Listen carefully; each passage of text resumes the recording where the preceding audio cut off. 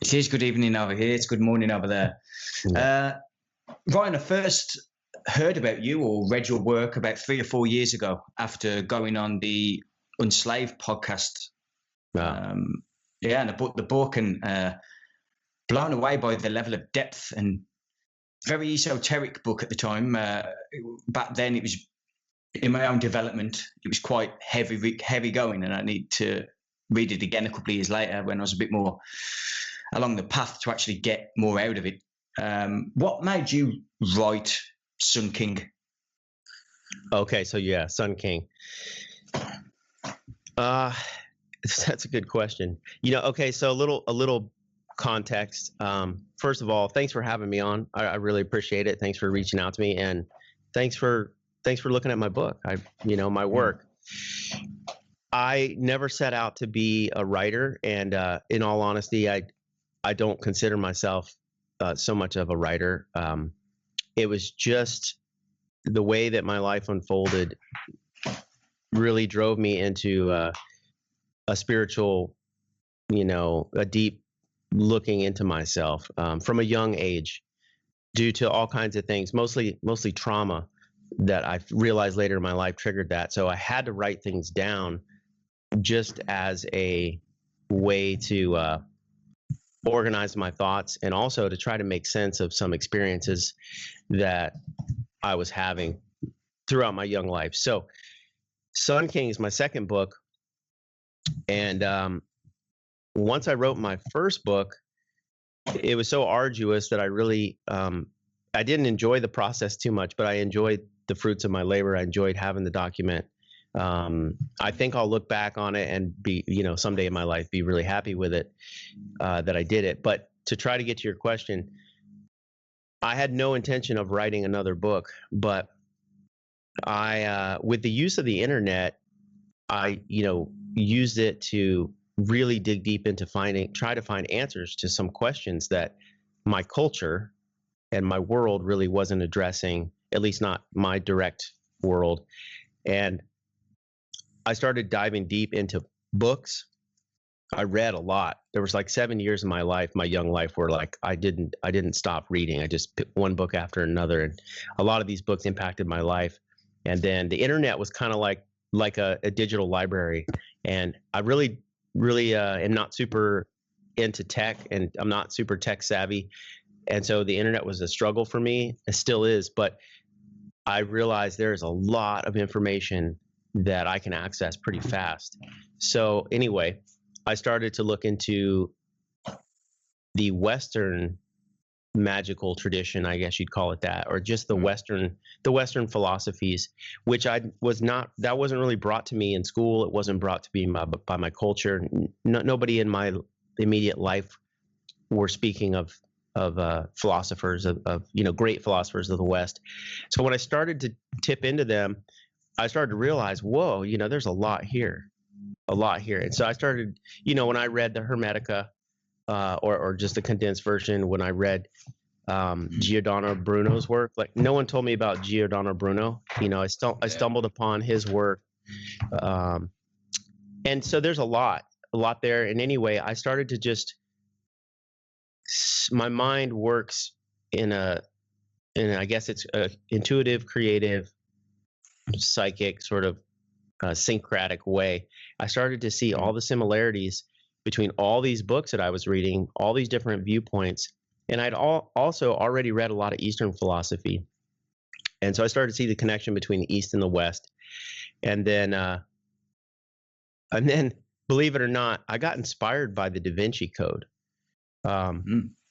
which I know is a fictional book, but there were just some concepts in there that I hadn't heard before, like the idea of phi, the number thing, the harmonics of nature. So that cracked open for me a lot of really interesting things to look at. And then once I realized that there was something here for me personally, I was like, I'm going to develop through this process.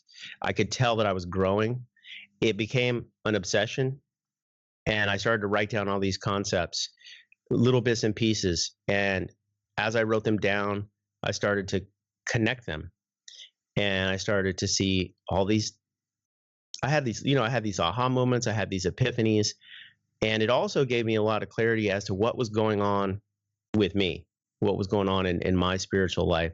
So anyway, I know that's kind of a long-winded answer, but when I wrote Sun King, which I do think is my best work, and I know parts of it, I've gotten a lot of good praise for that book, but I've also gotten a lot of, my writing style may be a little bit, it could use refinement for sure. But for me, I was just trying to get the concepts out.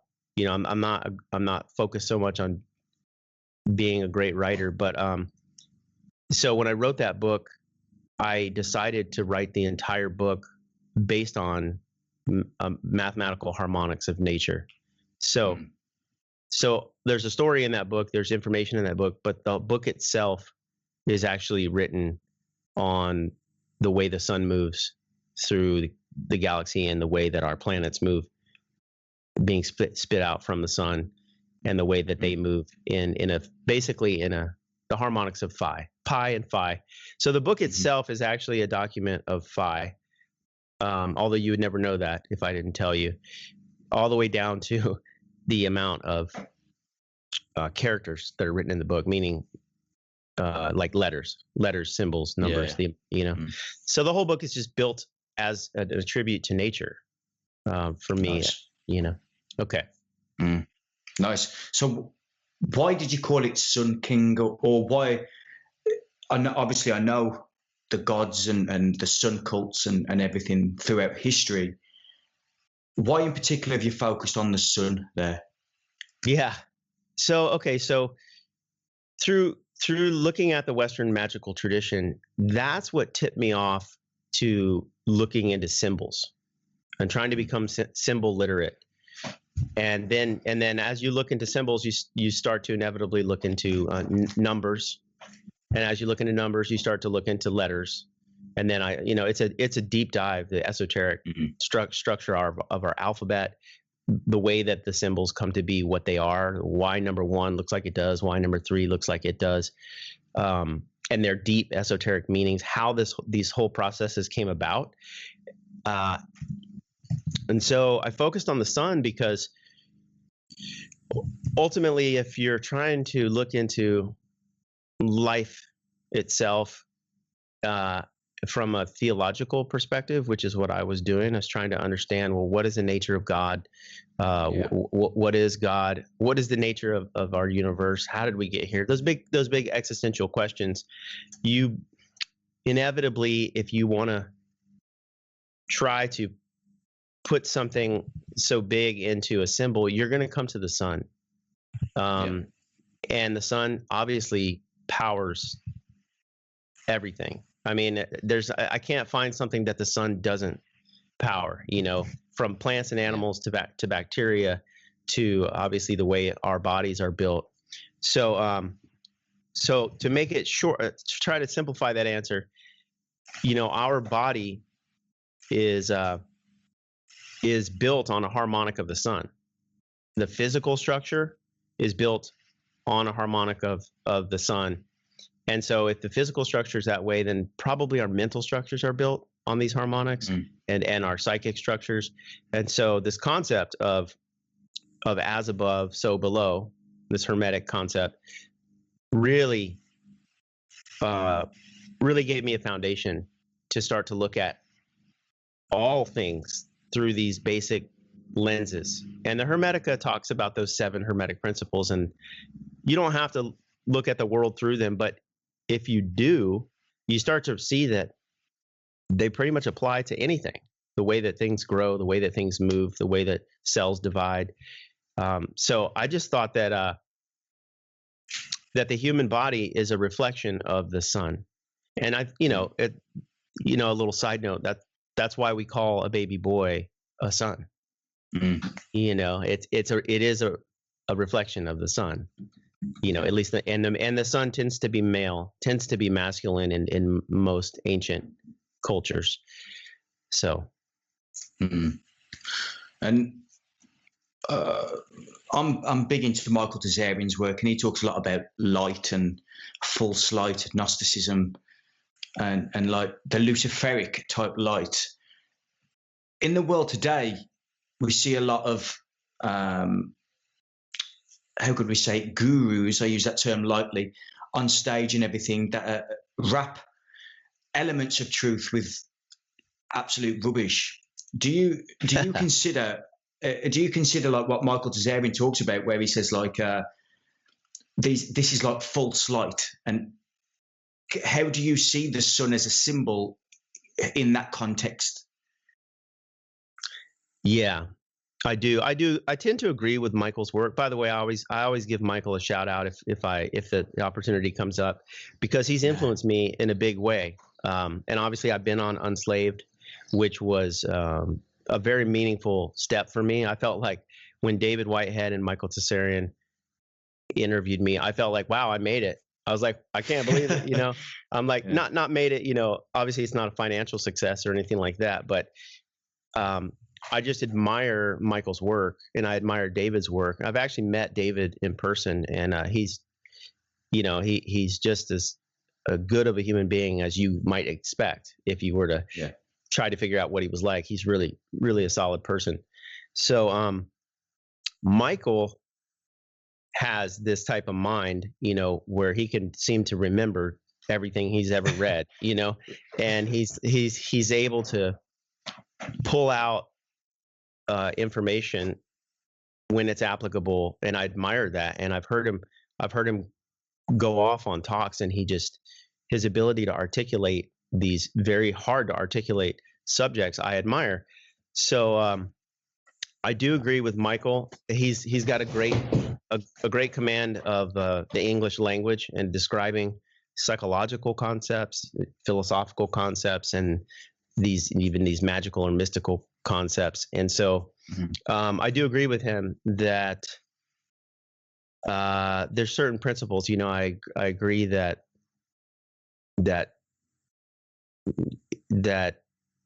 you can't have anything, we can't perceive anything without its sort of dark shadow. So when you look at an object, any object, the only reason why you're able to see it or know it's there is yes, because it's made of light, and light is hitting it. But you would never know that light is hitting it if it wasn't casting a shadow. And so it's like the negative in a photograph. You know, the photograph won't exist without its negative. And light, power, you know, to me, everything is light. And that energy just somehow, in order to manifest in a 3D type world, it has to have its darkness with it. This is the Taoist yin and yang. Like it's the paradox of being is that there's always going to be a Hegelian dialectic. You know, there's always going to be a yin and a yang, an up and a down, a light and a dark, a male and a female, a magnetic and electric.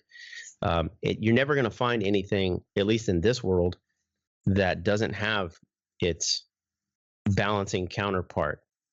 And you know, I guess you could say that.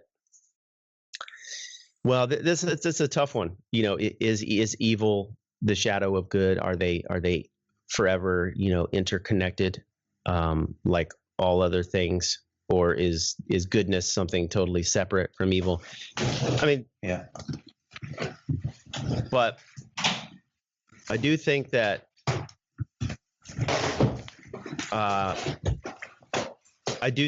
there's no way of getting around it for your spiritual development, your psychic development, your personal development. Like you're never gonna grow without going into the darkness, the dark parts of yourself. So the Luciferian doctrine, to me, is like the shadow side of things. And of course, people abuse it.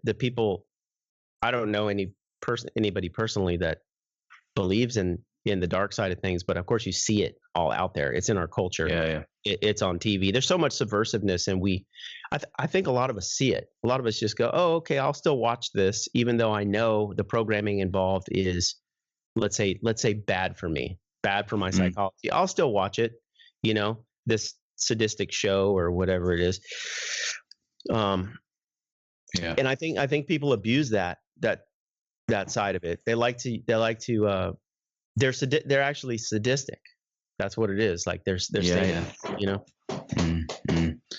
Well, as we see in culture today, isn't that just a manifested ego itself, a collective ego that's just playing itself out anyway? Yes, and you know that's. Go on, buddy. Sorry.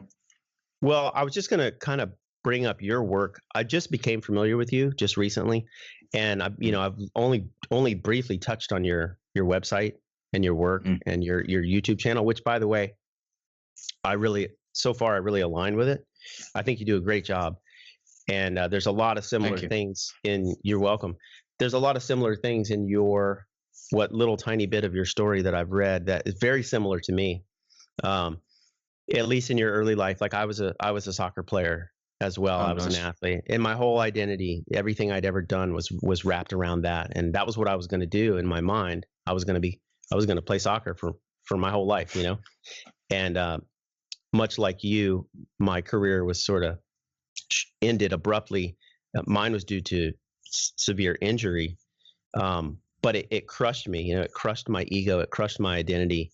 And it actually is what propelled me in this total other direction. And I started to develop myself, you know, my soul, myself, out of necessity. It was, you know, like I look back and I go, why did I go down this particular path? That I think it's also a little bit of an obscure path. I mean, at least my family and friends have always kind of been like, what, you know, you're I don't want to say, what's the word, like. They've never condemned me for going the way that I went, but they're always like scratching their head, like, why are you going? Why are you reading that? Why are you interested in that? What's made you go down that particular sort of odd path? And it wasn't really out of choice, although I do have the predilections to do it. It was really out of necessity. It was a survival thing. And I read briefly a little bit about your story, you know, so I can relate at least, you know, to some of what you've been through, and yeah, that sort of thing. What degree do you think suffering plays in enlightenment? Yeah, I think it's to a big degree. I think that, you know, the Eastern traditions talk about, you know, life is suffering, the Buddhist traditions, and not to be pessimistic, and they're not trying to be pessimistic once you understand that. What they're really doing, you know, I admire them, is that they're just trying to keep it real. You know, they're just trying not to live in the what is it, the pseudo self, you know, the false self or the image of the self. They're trying to really stick to what they see, and it's like, okay, life has a great deal of struggle in it.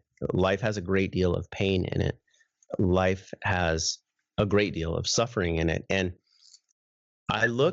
it's taken me a really long time, because I've lived with chronic pain for as long as I can remember, my entire life. Like since I was a young child, I've had chronic pain, and it's really been a blessing and a curse at the same time, you know.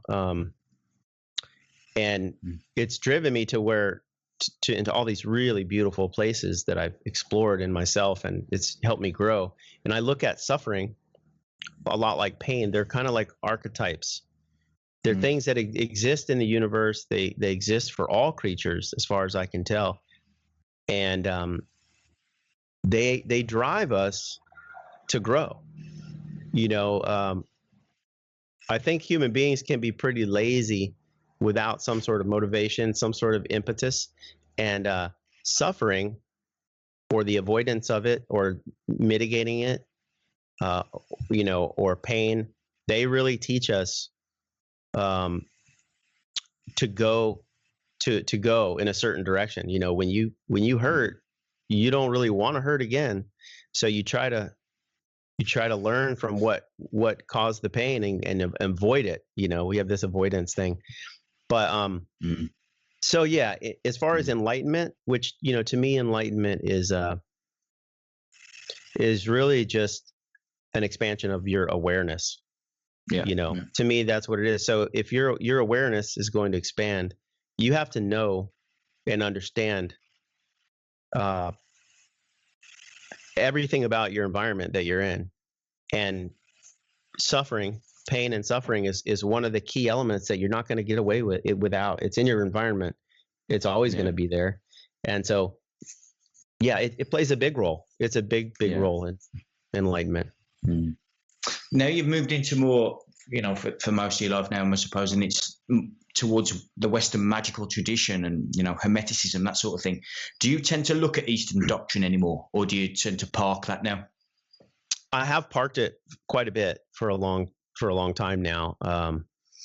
Not because it's not valuable, but because I feel like I've kind of, well, I don't want to say exhausted it, but you read one Buddhist and you read another, and you read one Taoist and you read another, and you read one Hindu and you read another, and you start to realize, okay, I got it. I got the idea. I got the story. I pretty much have an understanding of what their philosophical underpinnings are.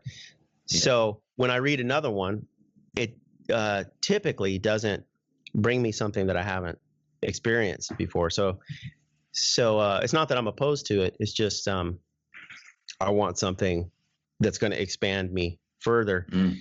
And sometimes it's just language. It's just the way in which it's written, the way in which it's spoken. That I'm like, okay, I've already heard this type of language. I've already heard this particular narrative I want. Yes. And, I have gone down, I've read a lot of different theological and spiritual and philosophical traditions, trying to figure out, which one is the best, right? Which one is the best? And as I've gone through life, I find that the one that is going to be best for each person, it's going to be unique to them. It's going to be unique to their predilections, their personality, as well as their experiences, also their culture, how they're brought up. But to try to answer your question, what's helped me the most is action-oriented things. So let me see if I can explain this. I naturally prayed as a child. I naturally had a connection with God, with something spiritual, and this wasn't taught to me by my parents. I didn't go to church. My parents didn't take me to church. So I already had this open part of myself. I believe all of us do. I believe all children have this. It's a divine connection, and I found that it took me a long time. I found that things that really worked for me were action oriented, where what I mean is like it's one thing to read about a tradition, a philosophical tradition or a spiritual path, but at some point in your life you have to walk it. Like you have to go do it. You find it, or you have to create it. You have to make it. And the thing that's really helped me sort of become at ease with my particular path, which is a blend. I don't really subscribe to just one particular single path, but I draw from multiple traditions, and the thing that's really helped me is actually putting my physical body into those situations and experiencing them in action. So, like for example, I have had a big shift in my personal path by going through Lakota ceremony or Native American ceremony. And I think as a child, I needed that action oriented stuff, but I didn't have access to it. So my parents didn't promote it. My parents didn't take me to church. They'd never been to a ceremony. They didn't really even seem to have interest in this kind of thing, and so I think as a child, I needed to be in a place where I could express it physically, be present with it and experience it and walk through it. And so as an adult, I've sought out these type of experiences. And this is just for me personally. The Native American tradition And all traditions have their good and bad, their yin and yang. They have their hypocrisies and their brilliance. But the Native American tradition is, for me, is really impactful because they really don't focus very much on the rhetoric. They don't focus very much on the philosophy. They don't really talk about it much. They act it out. Like they put themselves into a ceremony, and then when you're present, you witness what happens, you witness what occurs, and they really don't tend to even explain it. They don't tend to talk about it. And I mean, I imagine if you're in that tradition for years and years and years and years and years, as you move up, you know, and as you become more and more committed, they reveal more and more of the path. And so hopefully that's not too long of an answer, but no, it's good. It's like basically take action and figure it out yourself along the way, I guess. Yeah. But you can get lost. You know, obviously, I kind of just want to say this, like, I've been lost, I've been found, I've been lost, I've gone down a lot, I've gone down dead ends. I've like you were talking about earlier, I've met quite a few people that consider themselves to be gurus, but I find out they're the furthest thing from a guru. Matter of fact, they have more dark in them than light. Their egos are huge.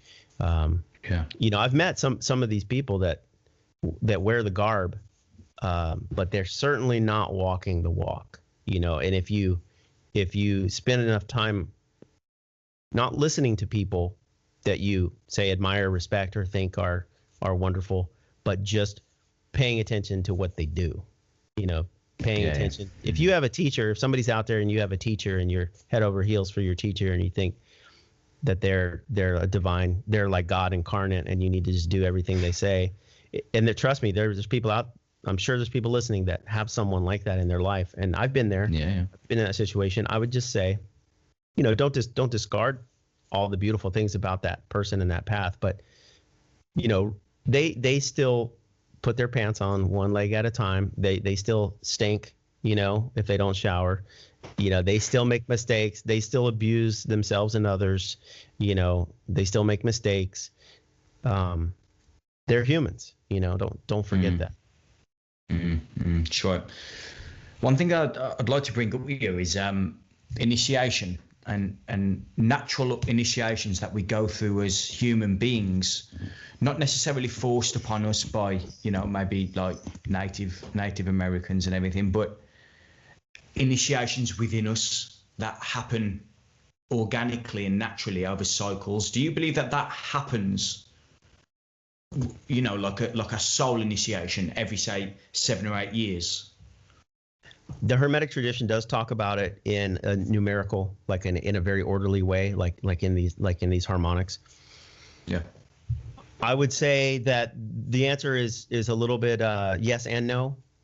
I think that it does happen in an orderly pattern, just like a tree. You know, a tree grows in rings, a ram's horn grows in rings. You know, a snail shell grows in rings. So we grow psychically in an organized pattern, or spiritually or emotionally. So there is this sort of nature will push us to break free of that which we think we are every so often. So the answer is yes, I do believe that initiation happens that way. However, I believe it's the culture's responsibility, and then of course the individual's responsibility to take their own life and you know, value it enough to want to change, to want to grow, to want to expand, you know, and to help that process along. It's kind of like, you know, you can lead a horse to water, but you can't make it drink, right? So it's your responsibility to drink. Yeah. I don't know any political sidings or whatever. Would you consider yourself like an individualist? Well, first, some context. I'm born in America, right? So I have that cultural lens to politically look through. So, I believe, first and foremost, I believe that, you know, we are divine, sovereign individuals. So, no one can get inside of my deepest thoughts and the things that are meaningful for me except me. So no one can change those things except me. Yeah. So I believe in the sovereign self. I did a lecture series called the Sovereign Self lecture series, which is another thing that you and I have in common. Your site, Project Sovereign, we have a lot of parallels there. So I respect the work that you're doing. And I personally think that all spiritual paths are trying to make the person individually a whole.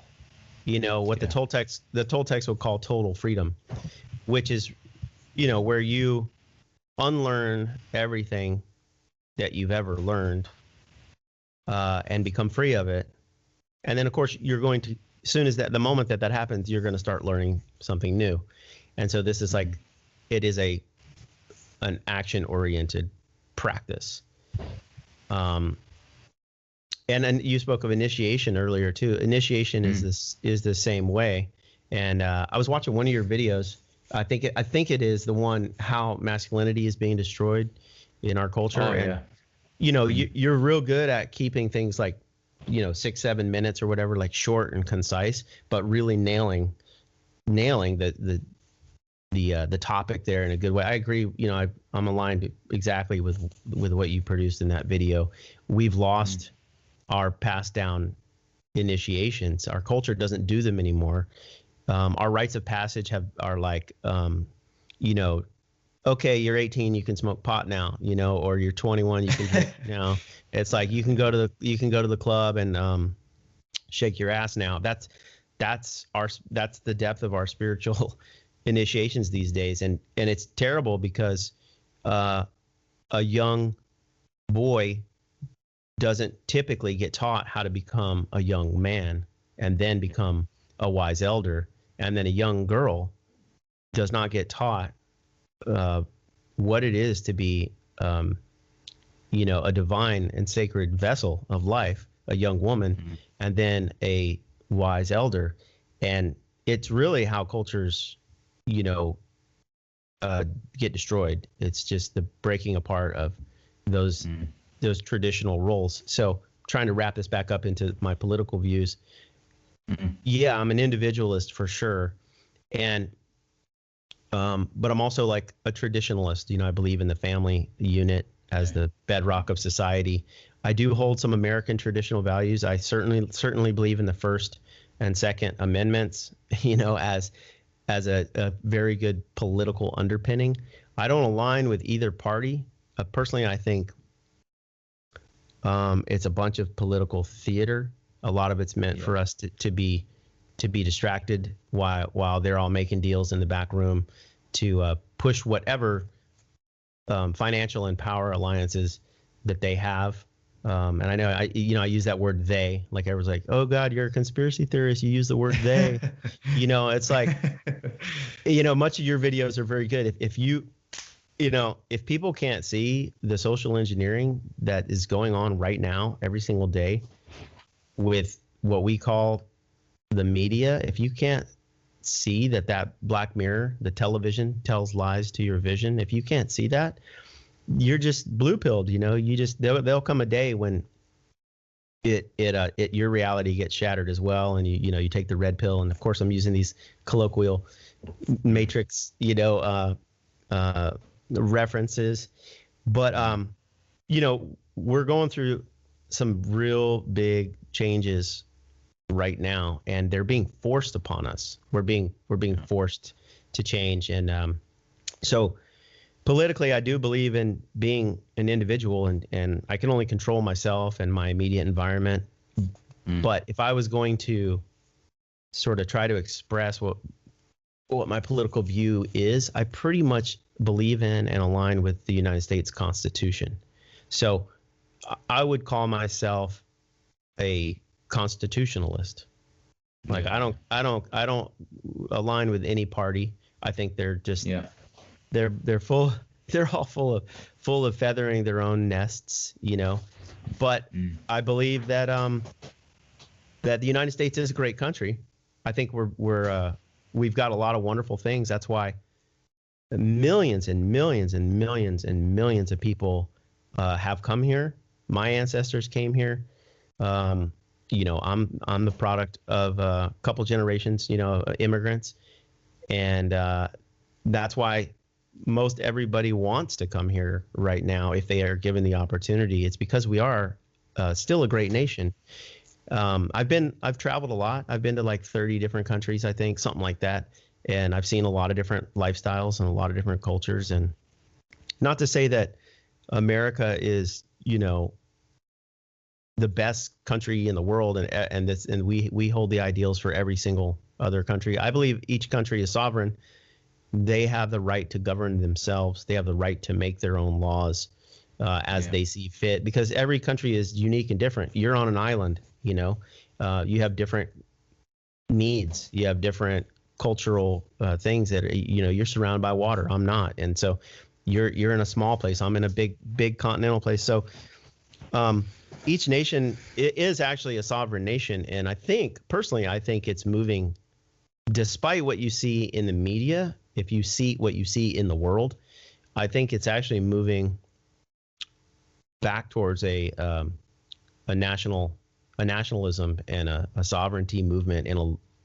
I mean, obviously not everywhere, but I have sources and I know people, you know, for years and years and years that are moving away from the one size fits all, the universalist, the globalist agenda, where, you know, one group of people that's not even in your country, maybe they've never even been to your country, are telling you how you should run your country.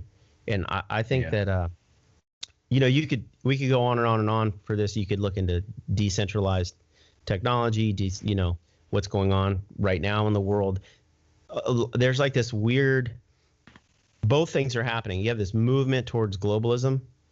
And then you have these people within that movement that are breaking free of it and moving towards their own, trying to maintain their own rights, maintain their own privacy, maintain their own sovereignty, maintain their own ability to make their own decisions for themselves, their own laws for themselves. Like we just had, I think it's going to be put on the ballot here, just north, you know, up north of me. 5 counties in Oregon are trying to secede from the state of Oregon and become a part of the state of Idaho.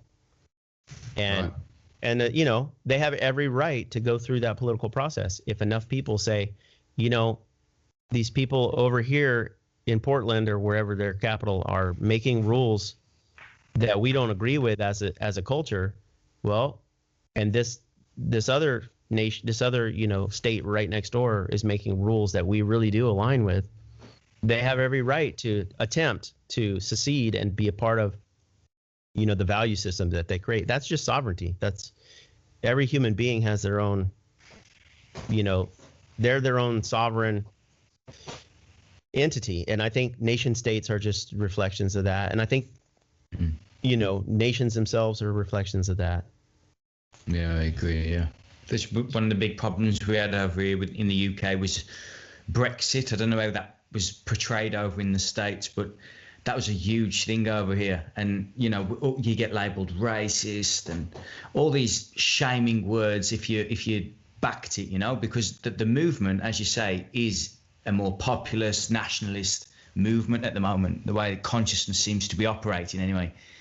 And the amount of hatred and unconscious just bile that comes out of people's mouths that's targeted towards you is just, well, it's amusing once you understand what's happening, but to the average person, they're just you know, it ends up at people at loggerheads because they're both unconscious. They don't really know what's really going on.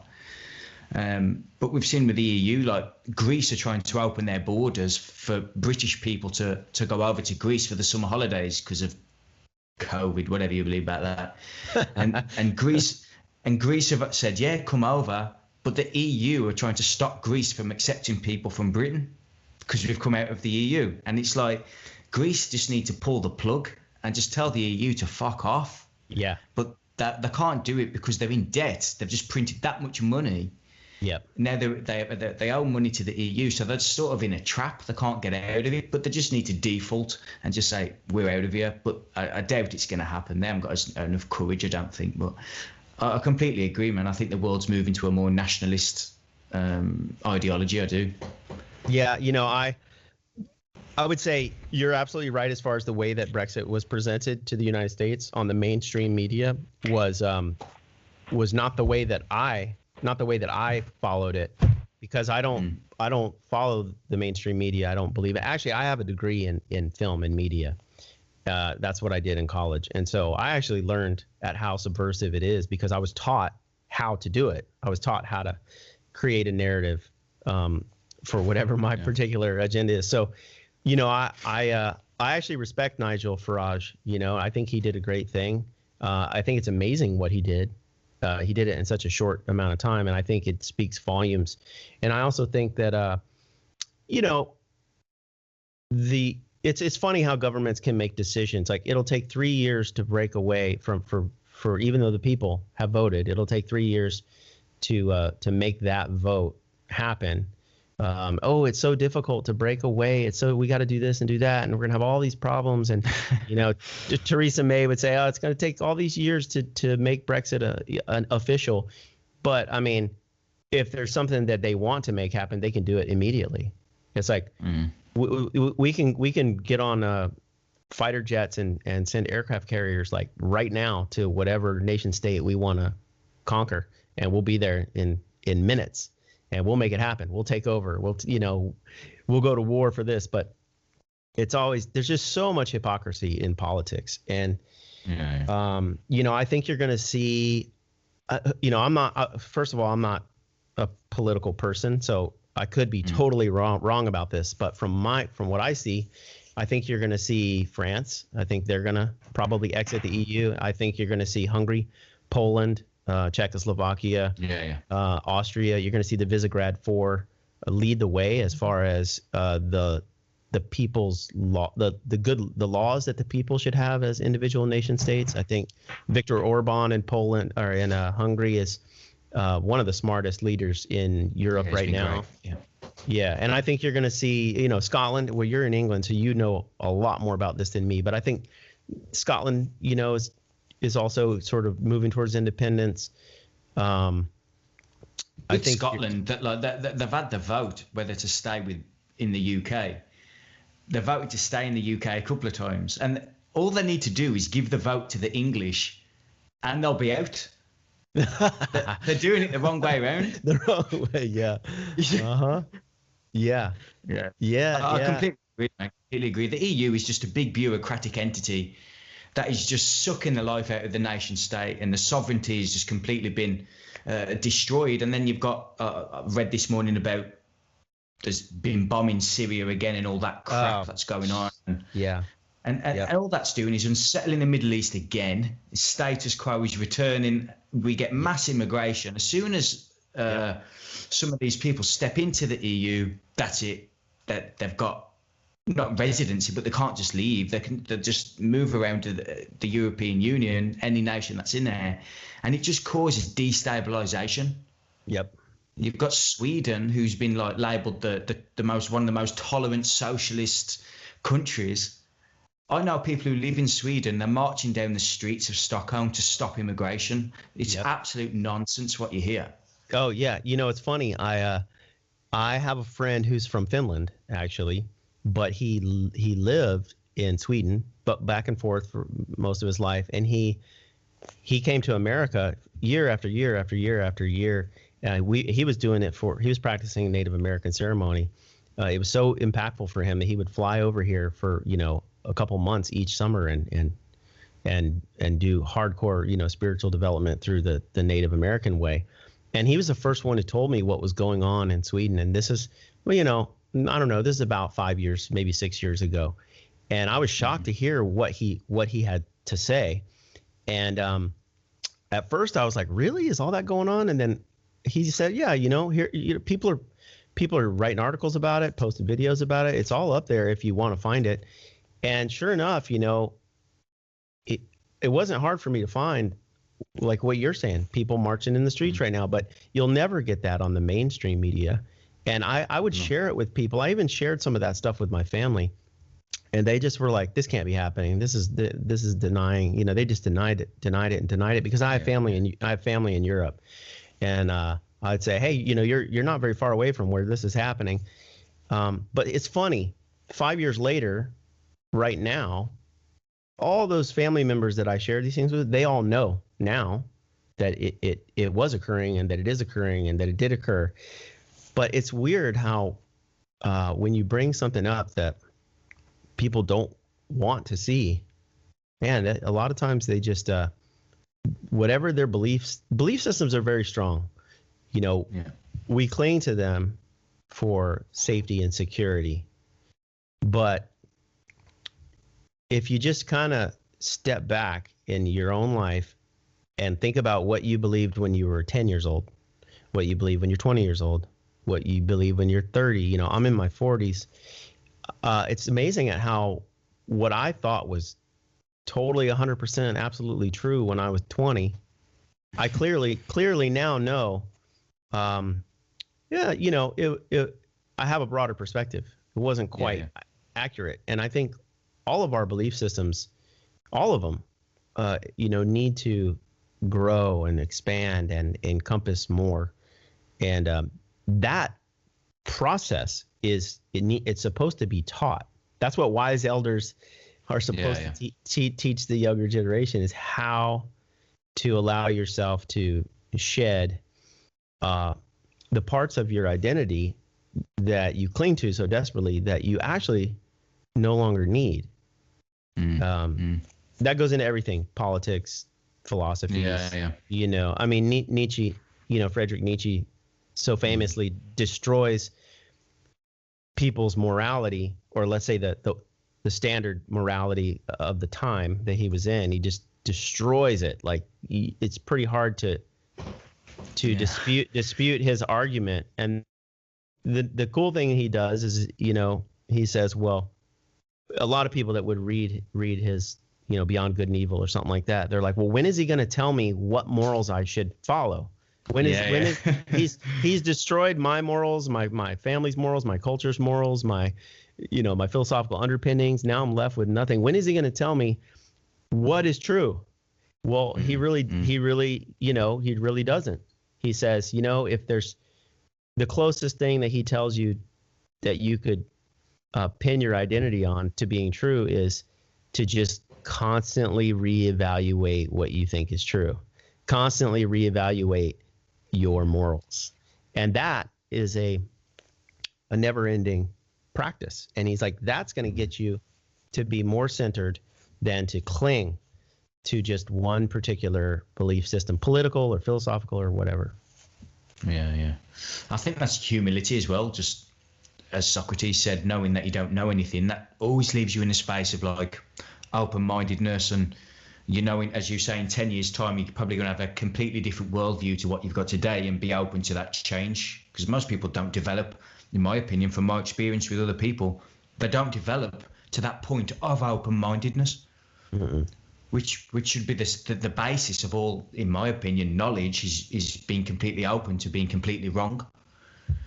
And I see it, you know, all around me. My family's very similar. They're very, although they're better, they're very close-minded. I think this COVID scenario that we're in at the moment, they've been watching the news and whatever, and now they're thinking, hang on, some of this information stinks. It's just ridiculous. But I completely agree. Going back to that point, knowing that you know nothing, but you got people like Ken Wilber and Susan Cook-Greuter and things like that, who've created these ego development models. And once you're aware of them, you can sort of, without trying to put your ego all over it, you can sort of say, oh, right, I'm at that point. And you go, okay, that's where I'm going. If I stay on this path of trajectory, without trying to make it a self-fulfilling prophecy, you can sort of see where you're at, you know. And I find those models, Ken Wilber, Spiral Dynamics, Susan Cook-Greuter, people like that, to be vastly helpful. But once again, it gets to the point where you need to drop that and go, they were great, but now I need to park them and actually do me and find me. Because I'm using it as a model just to transcend it. Do you know what I mean? Oh, I'm there. I need to get to there. You need to park that. But I suppose that's a level of development you need to get to. Yeah, and there's also societal pressures too that we're sort of taught, all this cultural conditioning. You need to strive for this. You need to achieve that. You need to do this, and it's a tough one because you do need to have a purpose in life if you want to have and cultivate energy. If you don't have a purpose, you tend to be lazy. You tend to sit around.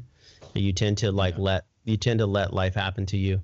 And so I believe it's a balance, right?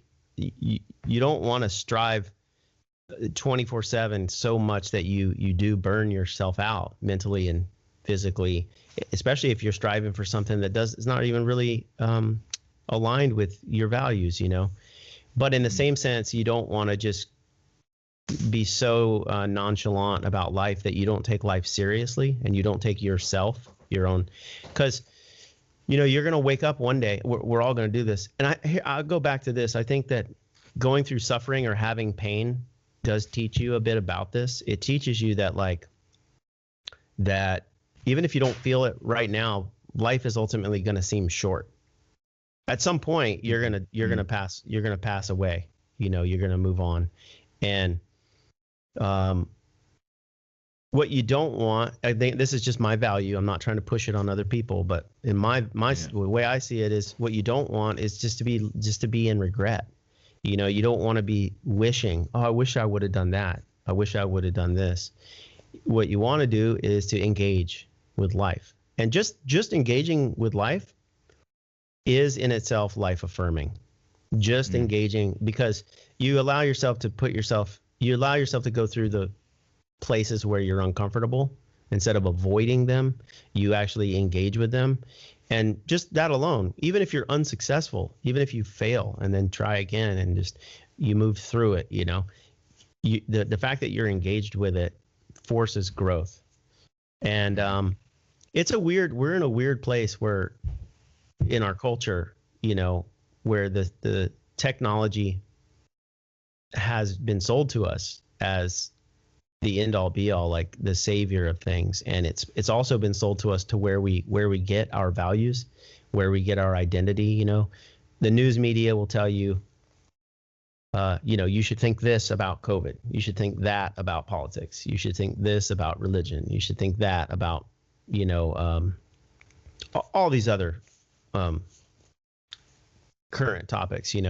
The whole thing, the entire medium of media, especially in the technological space, is itself a psychological operation. To me, the news media, to quote Neil Kramer, the media is a psyop.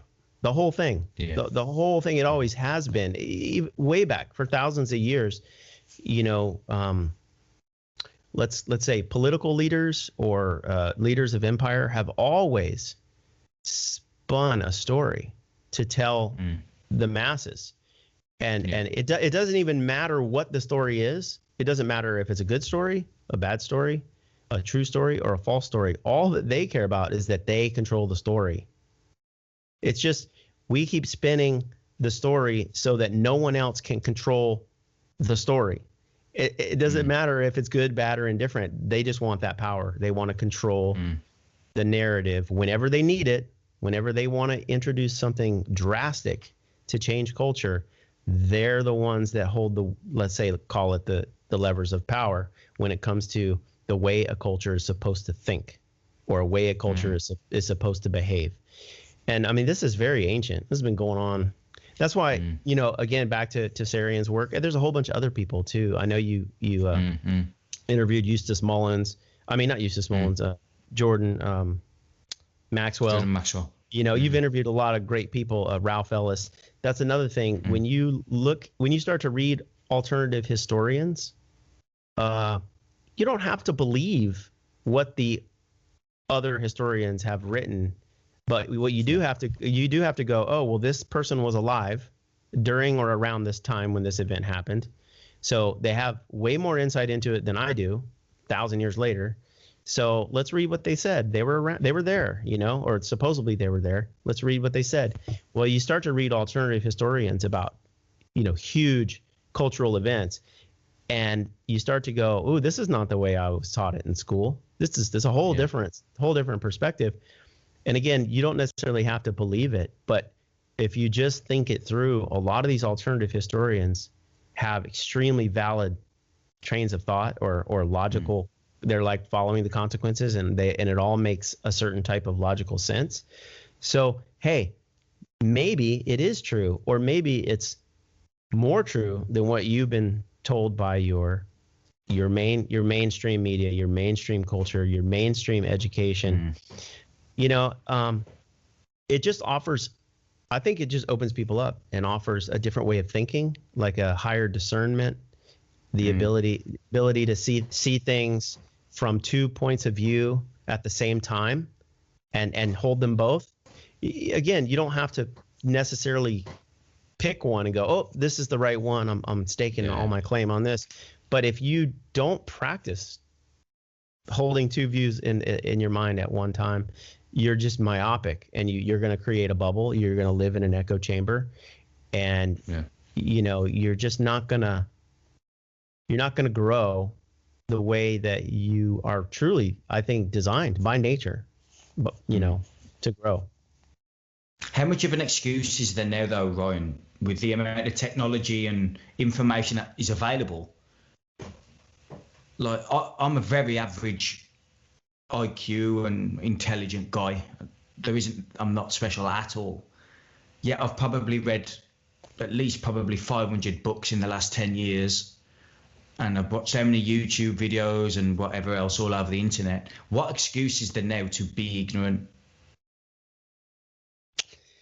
Wow, that's a good question. Well, there's an infinite amount of excuses, right? To be ignorant. But I think some of the reasons why they're happening, the underpinnings of why they're happening, is just affluence.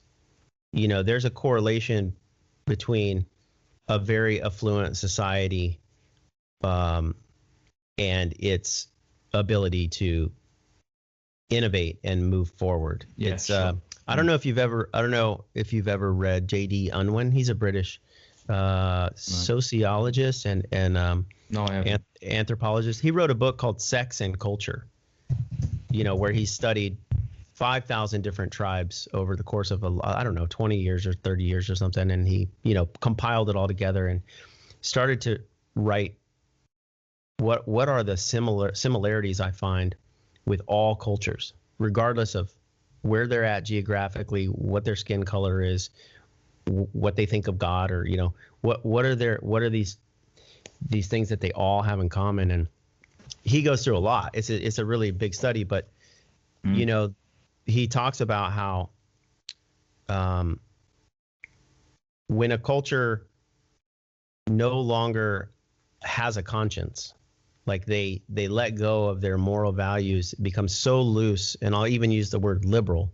They become so liberal with their values that they no longer value them anymore, and they don't practice them anymore. And they say it's okay to do this, it's okay to do that. We're new and we're hip. They fall out of balance with nature, and they fall out of balance also with the very traditional value system. And it's not that a value system that's traditional is all perfect and correct, but there's a reason why it's traditional. It's because it's lasted through the test of time. It doesn't mean you can't evolve your traditional value system, but you can't discard it. You can't act like it never happened, or you can't act like it didn't get you through 50,000 years of human development. You have to kind of balance that with the new one. So, you know, I guess what I'm trying to say is a lot of the excuses come when the family unit gets broken apart, and boys don't become men and girls don't become women. They never mature. like emotionally, spiritually. And so they don't know how to be a woman. They don't know how to be a man. And they don't know how precious the gift of life is. And they don't, let's say, seize the moment. They don't engage with life to their full potential. And so they don't grow, as people as much as they could, as much as we all could. And so then they develop victimhood mentalities, and they develop excuses. And don't get me wrong, like I do this too. I'm not perfect or anything like that. But if you engage in your own self-development, your own sovereignty, make up your own mind, not what your parents told you, not what your culture told you. Matter of fact, the whole process is to undo everything, like we've talked about, unlearn everything, and try to make room for awareness, to bring in new awareness. If you engage in that process, what will happen is, on the fundamental level, you harvest more energy. You actually renew and recreate your own energy, and it amplifies exponentially, and you become a more powerful person.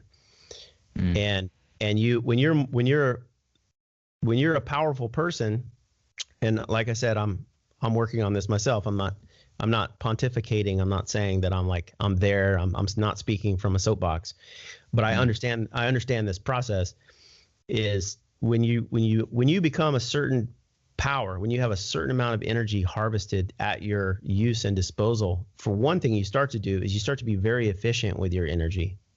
And so you don't waste it quite so much.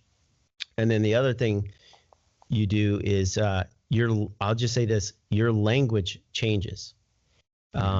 You start to see the how do I say this, the frivolity, frivolousness. Yeah, like frivolous. Yeah. Yeah, you start to see how frivolous victimhood speech is, and you start to see how frivolous it is to frame your own self as if the world happened to you, as if you're a victim. Basically, it doesn't mean that you haven't been victimized somewhere in your life. Of course you have, but everyone has. There's not a person on earth that hasn't. None of us get out of here alive. So if you just speak in the terms of the victim all the time, then you are really, really limiting your power, and you're also you're wasting it and giving it away, and you're going backwards. And I think that happens when cultures fall apart, and cultures fall apart when the family unit falls apart. And this, we can go all kinds of directions with go back into politics, which I'm not necessarily saying that we should go there, but when you start to look at the philosophies that underpin political views, it's pretty obvious that the communistic, socialistic model is just Marx. It's just Marxism.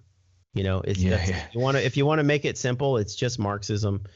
People read Marx. They don't look at who funded him.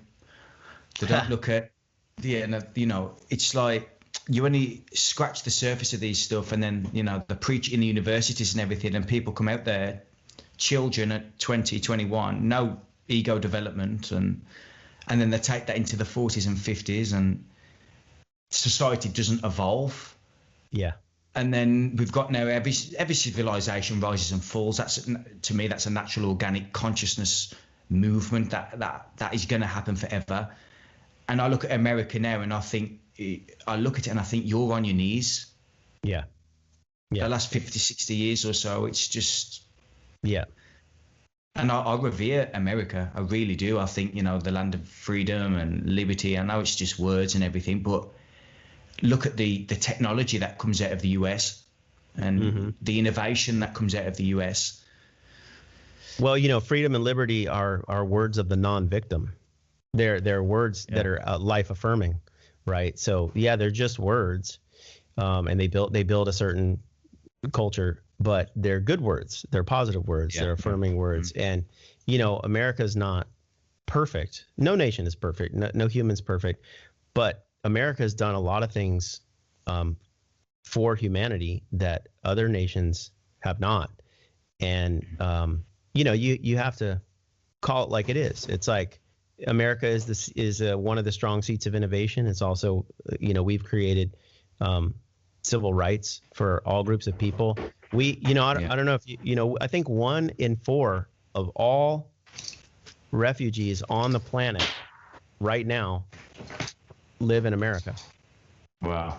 Yeah, I mean, we've taken 25% of all refugees have come here to attempt to start a better life, because the opportunity exists, you know, here, and it doesn't exist everywhere. There's some places it does, but it doesn't exist everywhere. And you know, it's you know, back to Marx, you know, nobody looks at, like you said, who funded him, but they also, most people don't look at, well, how did he live his life? You know, was he giving away all of his wealth equally to all of his readers, all of his followers? No, I mean, he was preaching one thing and then doing another. You know, it's like there's a plenty of politicians that's what they do. They're like, you know, here's some laws for you, but I'm not going to follow them. Here's some rules for you guys. This is the way you have to get paid and manage your wealth, and here's the opportunities that you have, but not for me, you know. And so Marx is like that. You know, he didn't live, he didn't practice what he preached. I think that's fair to say. And do you know, have you studied Helena Blavatsky? Yeah. The Veil of Isis, right? Yes. Yeah. And the Secret Doctrine, because she considered the US the next like root race of humanity. You know, she believed in like root races throughout time, and she thinks that the next one is the US, which is why it takes in so many refugees and there's such a mix going on. That's why she believed that was happening. But that was obviously before the 20th century, so perhaps she was ahead of her time, because I don't think it was quite like that then, was it? You know, I can't speak too much on Helena Blavatsky because I don't want to speak about things I don't know. I've only read small bits and pieces of I don't even remember which one. It was either the Veil of Isis or the Secret Doctrine. You know, I've only read like a few chapters here and there, pages, and it's been a long time. The way that I look at her, and again, I could be totally wrong, I look at her as a clairvoyant. I think she had some insight, and I think she had some psychic ability, and I think there's probably like where she started her writings from is probably a valid foundational place to start it. I just think that also her work has been, I don't know, suppressed. I think it's possibly been changed and edited. I think it's also been co-opted for certain movements. I know that the you know, I look at it like this, the Theosophy movement, I think the Theosophy movement is connected to her, with her somehow. Yeah, she started it. Yeah. She started it. Okay. Well, I look at these kind of things like, let's say you go in full bore on Theosophy. Well, even though she started it, it doesn't mean that Theosophy is actually what Helena's values are. Things change over time. They grow. And I look at like Krishnamurti. You know, he started out in the same groups of people, but he left, and because he could see right away the corruption of the thought. The guru changing the actual message. So he left. It doesn't mean that you should associate Krishnamurti's philosophical points of view with Theosophy just because he was a part of that movement. And it's the same with Rudolf Steiner. You know, what was his anthroposophy? Anthroposophy. So like you could agree or disagree with the anthroposophical movement, but go read Rudolf Steiner himself. You know, go read his work, not the group's work.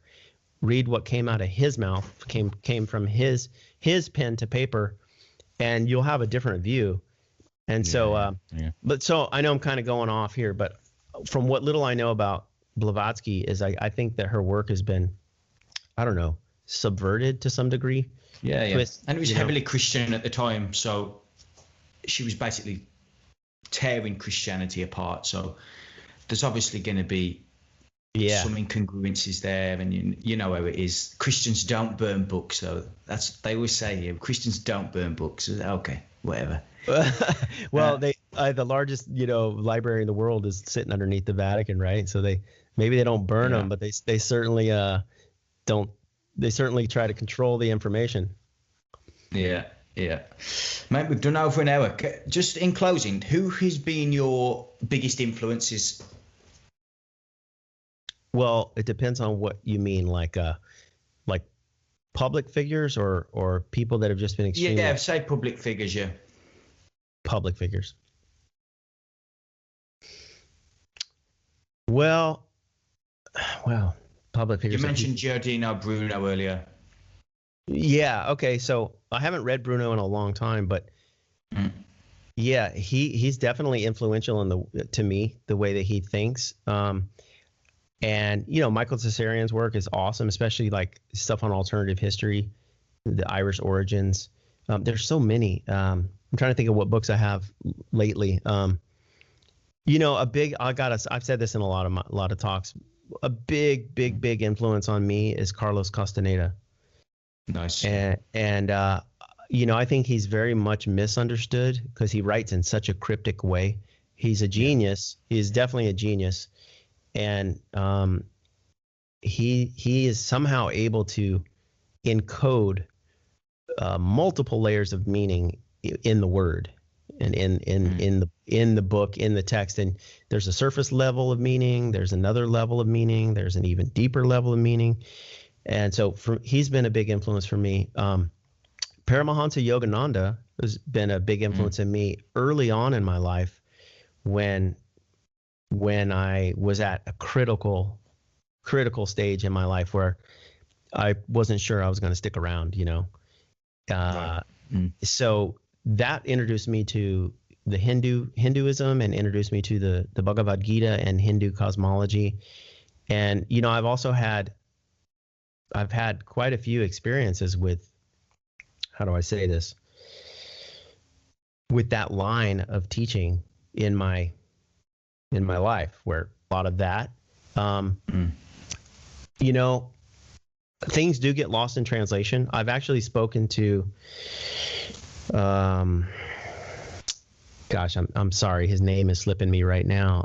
I know you mean. I can't remember his name myself. But, I did an interview with him that was not recorded correctly. I really wish it would have been. But technology's, for some reason it wasn't meant to be done.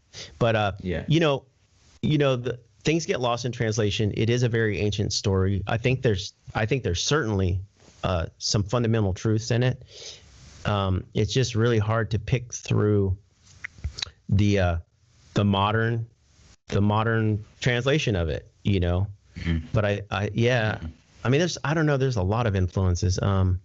Goethe, Rudolf Steiner, the light course, if you want to learn about the scientific method and the scientific mind, read Rudolf Steiner and read Goethe, who, in my opinion, one of the greatest, let's call it scientist, philosopher, ever,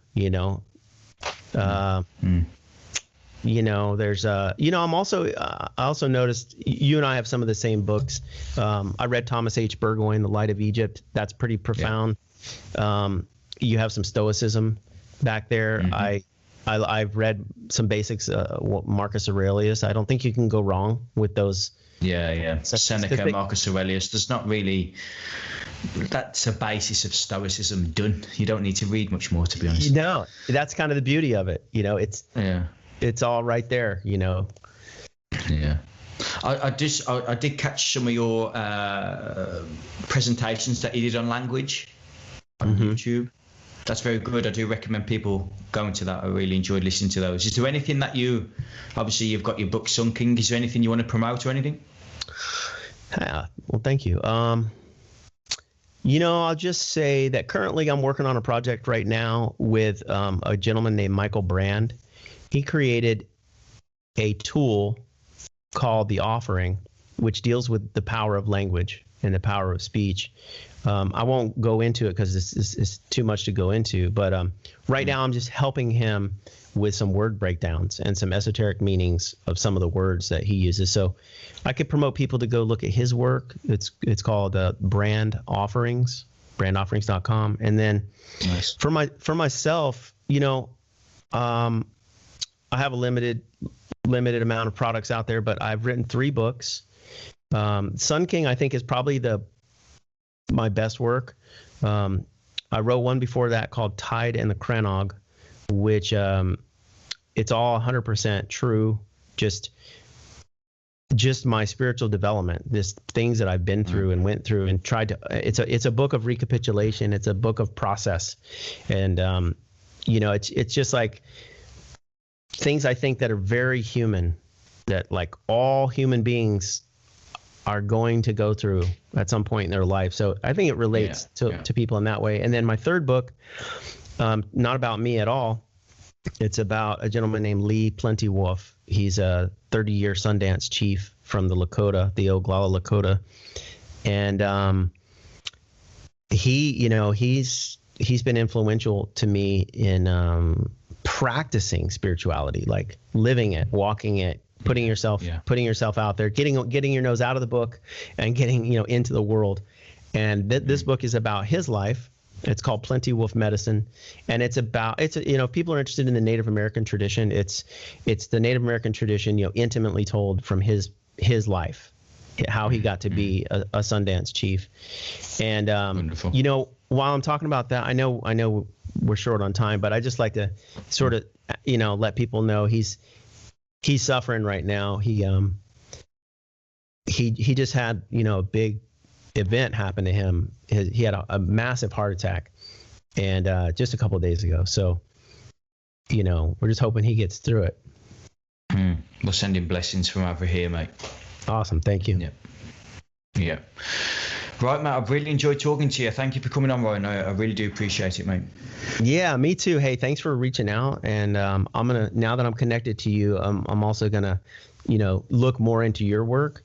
I think what you're doing is awesome. It's excellent. Thank you. It's super professional, and you've got a knack for keeping it succinct. And so I appreciate just connecting with you. And who knows, maybe we'll connect again in the future. Yeah, thank you. All the best, Ryan.